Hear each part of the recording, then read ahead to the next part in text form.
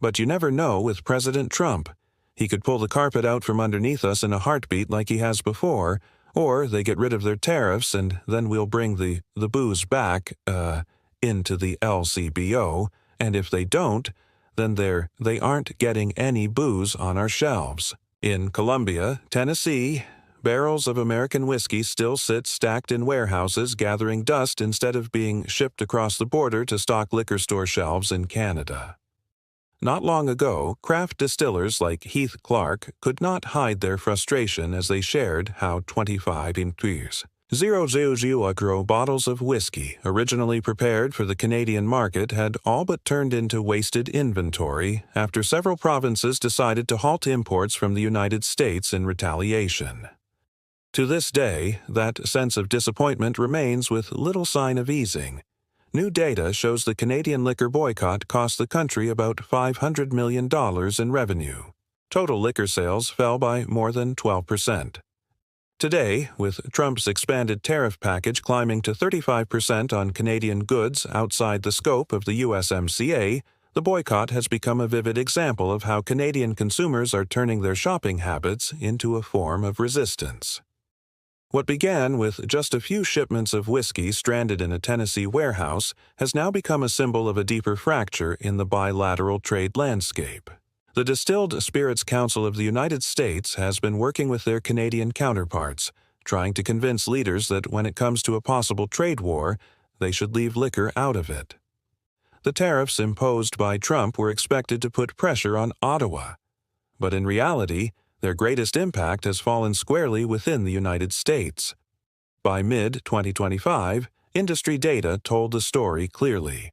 Liquor sales in Canada had dropped by more than 12%, leading to an estimated shortfall of about $500 million. That loss did not weigh on Ottawa's budget. It landed directly on the shoulders of American distillers and farmers. The farms supplying corn and barley to the distilleries cannot simply turn production on and off in rhythm with politics. For years, the Canadian market had provided stability, but with that lifeline cut, they now face surpluses and limited outlets. What was once intended as a tool to pressure Canada has instead turned into a mountain of unsold inventory, canceled contracts, and rising frustration across Midwestern communities. For Canada, the boycott carries both symbolic and strategic weight, as provincial liquor boards are among the largest buyers on the continent. By removing American products from their shelves, they not only sent a political message, but also struck directly at the wallets of producers across the border. Ottawa has remained steadfast. Prime Minister Mark Carney has repeatedly insisted that Canada will not rush into accepting a half-baked deal. Provincial governments have strongly backed this approach by turning collective purchasing power into a counterweight. While American distillers scrambled to lobby Washington, Canada has transformed the boycott into proof that a market of 40 million people can exert real pressure on the U.S. economy. What was once dismissed as a temporary setback in March has now become a clear signal that Canada is prepared to withstand pressure and strike back in kind. The boycott shows no signs of easing while U.S. producers continue to plead for relief. Similar strains are emerging in other sectors. Steel and aluminum face steep tariffs. Auto parts are grappling with uncertainty, and cross-border supply chains are becoming more complicated. Under this pressure, Canada has opted to strengthen ties with Mexico and Europe while leveraging its advantages in energy and minerals to boost competitiveness. The story of those forgotten crates of whiskey in Tennessee warehouses is not just a minor issue. It has become a reminder that tariffs designed to hurt Canada are backfiring with American businesses bearing the brunt. Alcohol may be just one slice of the broader trade picture, but it carries political weight because it shows Canada's retaliatory measures are working and that Ottawa is unafraid to use them. Trump's gamble that tariffs would force Canada to back down has instead exposed Ottawa's resilience and the real limits of tariff brinkmanship. The dusty barrels of whiskey are more than idle stock. They stand as vivid proof that when a trade war turns into a wave of boycotts, the damage is never confined to just one side of the border. We're going to bring it from 25% to 50% the tariffs on steel into the United States of America. The tariffs were initially only expected to hit raw materials, but now they include goods containing steel and aluminum. President Trump's move to raise steel tariffs was seen as a display of economic power. With a 50% tariff imposed on steel and aluminum imported from Canada, the White House expected U.S. production lines to come back to life. Yet, the ripple effects went far beyond Washington's calculations. In Quebec, the can-making industry, small but expanding, suddenly witnessed a surge in demand. Since steel tariffs between Canada and the U.S. came into effect, this Quebec food can maker has seen its sales more than double. Before the new tariffs took effect, Canadian food processors relied almost entirely on cans imported from the United States. But as import costs soared, customers began turning to domestic products instead. Within just a few months, sales had doubled, forcing producers to consider expanding into Ontario. A new plant in Windsor is scheduled to begin operations in January, with a goal of producing more than 1 billion cans annually by 2028 and creating over 100 new jobs. In Hamilton, another facility will take on steel finishing, a stage of production that had previously been handled mostly in the U.S. What may seem like a minor story about beverage cans actually reflects a larger reality. Tariff measures targeting Canada are inadvertently giving powerful momentum to the country's own industries. The tariffs could also impact the price you pay for groceries. It's going to mean higher canned food prices across the board for American consumers. Across the border, the picture looks very different. American manufacturers are bearing higher costs, most evident in the auto sector. PACCAR, a major U.S. truck maker, announced at the end of August that in the third quarter alone, tariffs on steel, aluminum, and copper had added an extra $75 million in expenses. By contrast, Daimler Truck and Triton producing in Mexico under USMCA rules are not subject to these costs, allowing their vehicles to be up to 3% cheaper than those assembled in the United States. Meanwhile, the U.S. steel industry is racing to expand production. According to the Wall Street Journal, new projects could add 21 million tons of capacity, nearly 1/4 of national output, by 2024. Yet demand from both construction and the auto industry remains weak. As a result, American steel has become the most expensive in the world, at times exceeding international benchmark prices by as much as $400 US per ton. This gap is suppressing output, with experts predicting that U.S. auto production could fall by 11% in 2026 due to supply chains burdened by excessive costs. It is not only the auto sector sounding the alarm. Builders are also warning that housing and infrastructure costs will rise sharply as tariffs push material prices higher. A policy once expected to make America stronger is instead becoming a burden, forcing both American businesses and consumers to pay a much steeper price. Aluminum, steel, autos, copper, they happen to have a specific on copper, and then of course lumber, softwood lumber, which has been an issue. So those are the areas where immediately we are focused on improving the outcome. Canada has chosen not to follow Washington's every move. Instead of copying each U.S. tariff policy, Ottawa has taken its own approach, weighing the long-term benefits for the domestic economy. This shows that Canada is not merely reacting, but is proactively seeking thoughtful solutions to protect both businesses and consumers. In order to do that, we will have to look at other areas where we can have win-win cooperation. Other areas. Instead of replicating Washington's entire playbook, Prime Minister Mark Carney chose his own path when he announced the reimposition of tariffs at the end of August. Ottawa eased certain retaliatory measures on U.S. goods, but kept the pressure on critical sectors such as steel, aluminum, and autos. This approach preserved bargaining power while leaving room for diplomatic dialogue. In practice, Canadian businesses are also pivoting quickly. Food producers are sourcing cans domestically, while Hamilton is preparing to add new steel finishing capacity. These long-term projects may take years to yield profit, but they help reduce reliance on the United States. Far from being forced into a reactive stance, Canada is treating the tariff war as an opportunity to reinforce its own industrial base.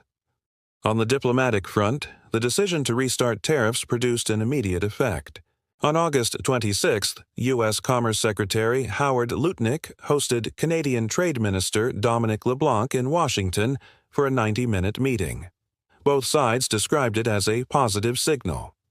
The U.S. acknowledged that Ottawa's removal of certain retaliatory tariffs was an important step, helping negotiations proceed more smoothly. Alongside the talks, Canada also holds other advantages. Canadian tourists, who once accounted for 10 to 15% of daily economic activity in Las Vegas, have now all but vanished, leaving a noticeable void for local businesses. For Trump, tariffs are a favored tool of pressure, but even his advisors recognize that the uncertainty they create chokes investment and confidence. This is the contrast in leadership styles. Trump embraces disruption, using tariffs to throw opponents off balance. Carney opts for stability, shielding key industries, keeping diplomatic channels open, and supporting businesses in turning challenges into opportunities.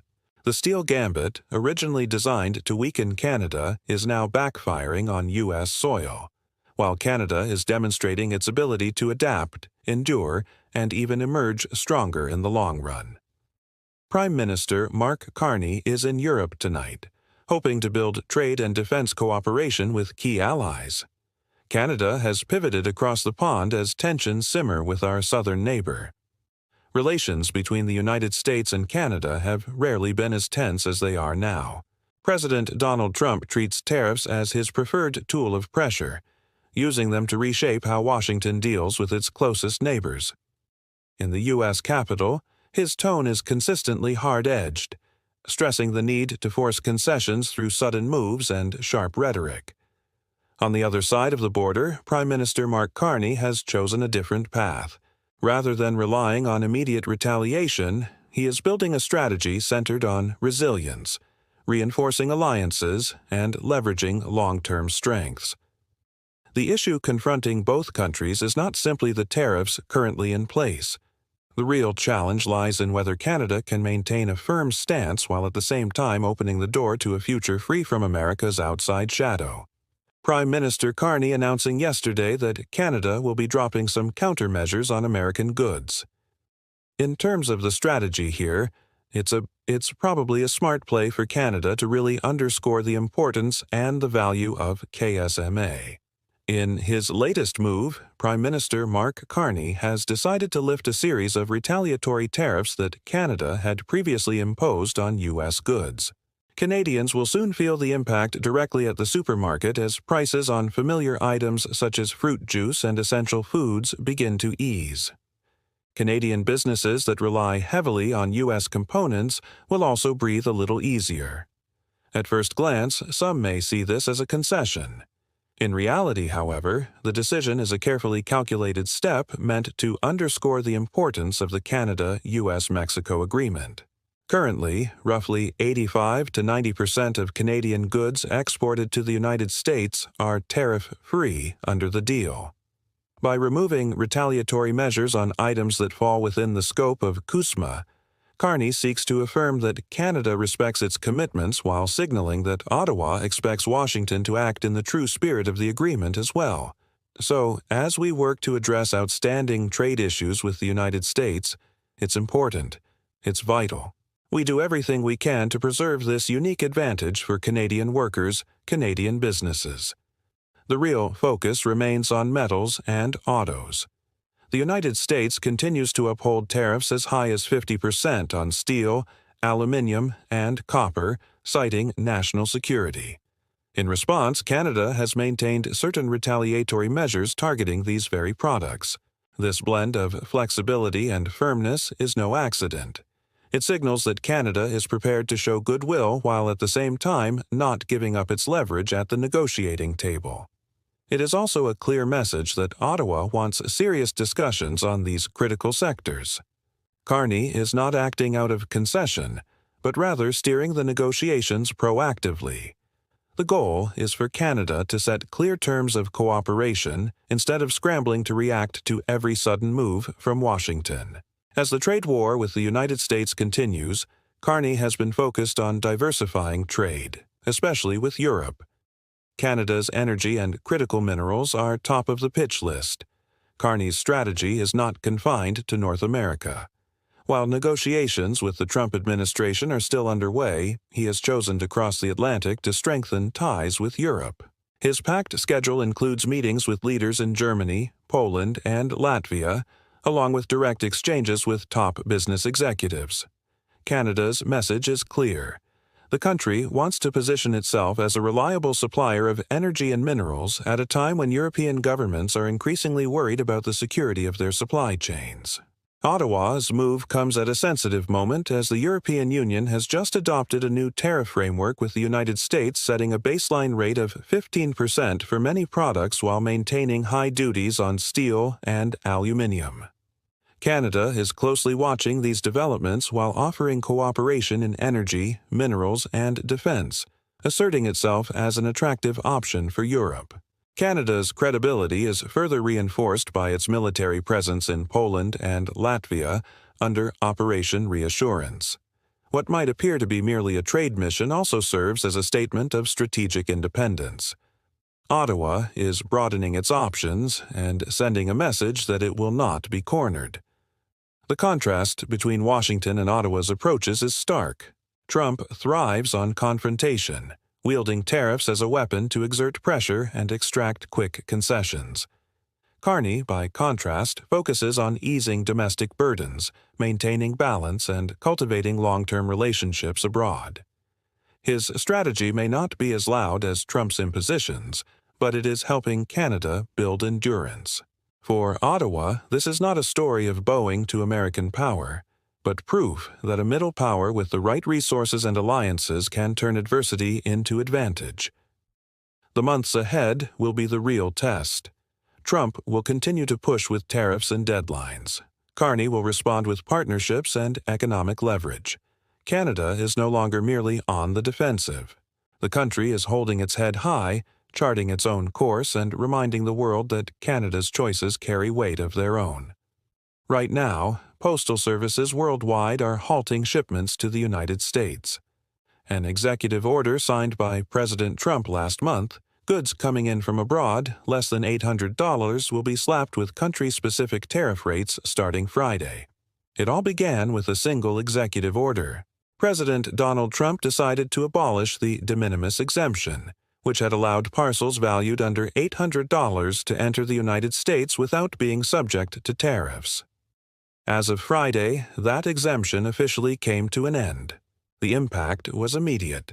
Postal agencies in Australia, India, New Zealand, the United Kingdom, and several European countries simultaneously stopped shipping goods to the U.S. That shock quickly spread, affecting even the North American region.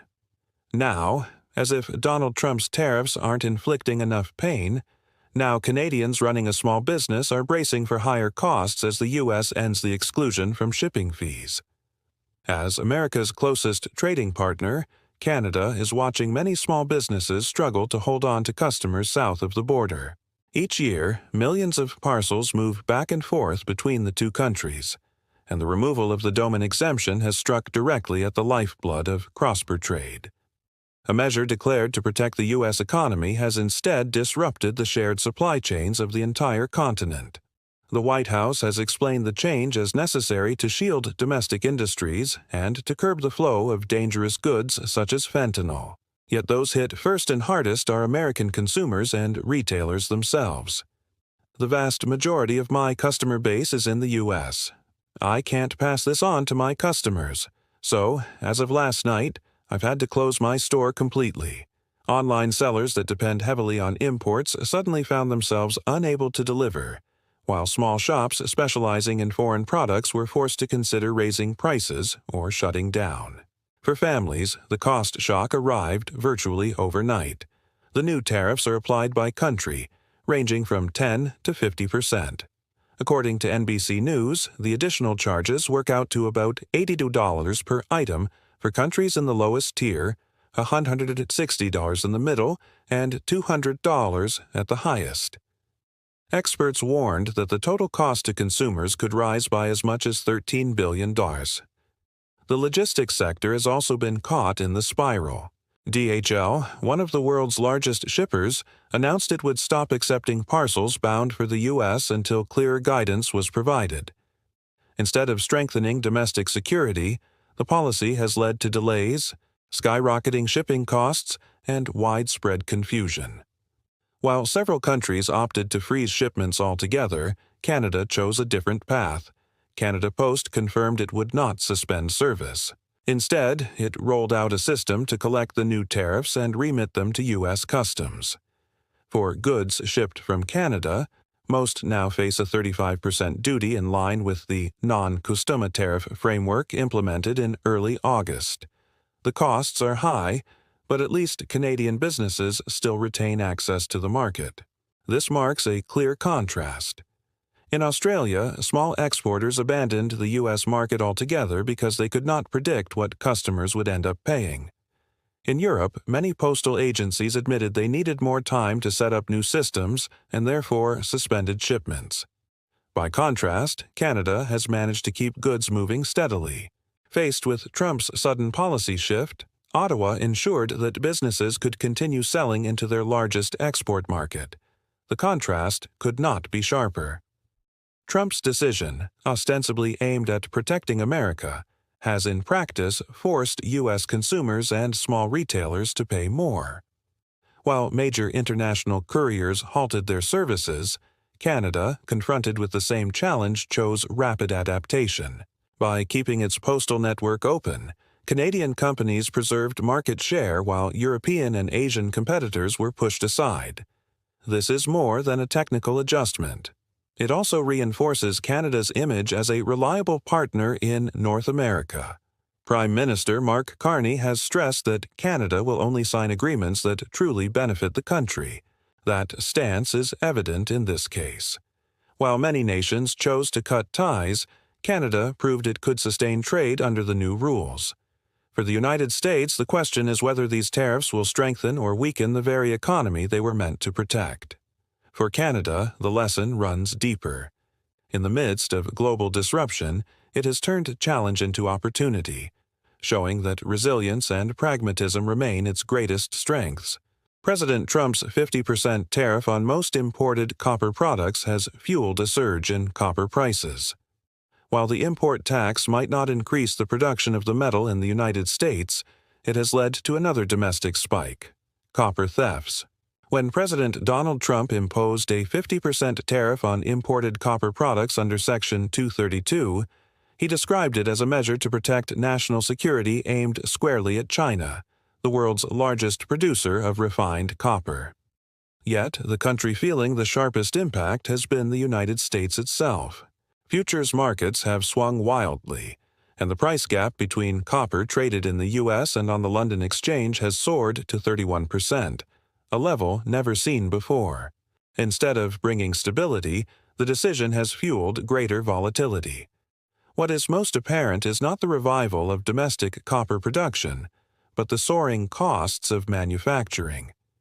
According to CBS News, copper prices have surged by 35% in just 1 year, leading to an unexpected consequence: a wave of copper theft sweeping across the United States.